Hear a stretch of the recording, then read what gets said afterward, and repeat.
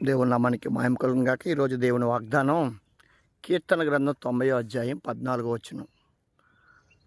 భక్తుడు అంటాడు, ఉదయమున నీ కృపతో మమ్మల్ని తృప్తిపరచుము, అప్పుడు మధ్యాహ్నంలో నీవు ఉత్సహించి సంతోషిస్తామంటాడు.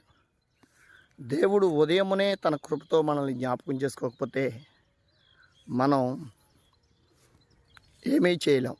కానీ దేవుడు తన కృపతో మనల్ని జ్ఞాపకం చేసుకుని మరి ఒక నూతన ఉదయాన్ని దేవుడు మన జీవితాల్లో ఇచ్చినందుకు మొట్టమొదటిగా దేవునికి కృతజ్ఞతాస్తుతులు చెల్లిద్దాం.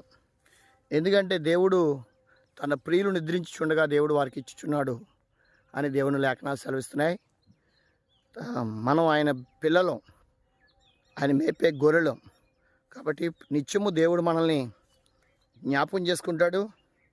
ఆనాడు ఇజ్రాయెల్ ప్రజలకు ఉదయకాలంలోనే మన్నా ఇచ్చేవాడు. అలాగే ఈరోజు మనకి దేవుడు ఉదయమనే తన వాక్యముతో మనల్ని బలపరుస్తున్నాడు. నీ వాక్యమే నా పాదాలకు దీపం, అది నా త్రోవకు వెలుగు అంటాడు భక్తుడు. మనం వెలుగు సంబంధులుగా ఉందాం.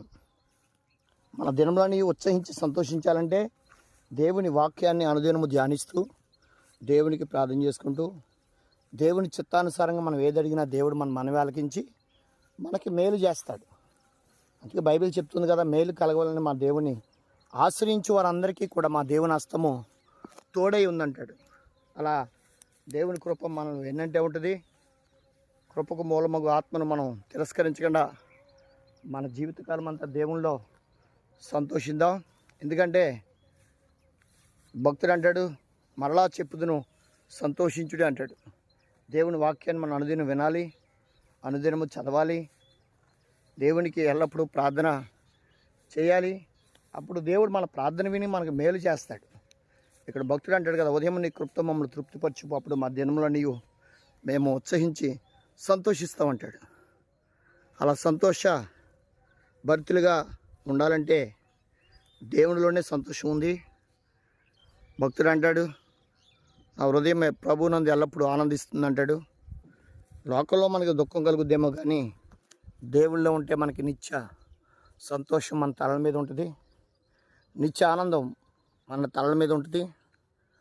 అటువంటి దయ కృప ఆయన మనకి అనుగ్రహించినందుకు ఆ దేవాతి దేవుని ఎల్లప్పుడూ మనం స్తుతించేవారిగా ఉందాం. మన జీవితకాలం అంతా కూడా ఆయనకి మహిమ తెచ్చే బిడ్డలుగా, స్తుతులు చెల్లించేవారుగా, స్తోత్ర గానాలు చెల్లించేవారుగా, ఆయన మందిరంలో నిలిచి ఉండి ఎల్లప్పుడూ ఆయన సేవించేవారుగా ఉందాం. అటువంటి కృప దేవుడు మనందరికీ అనుగ్రహించును గాక. దేవుడు మిమ్మల్ని మీ కుటుంబాలు దీవించును గాక. Amen, amen, amen.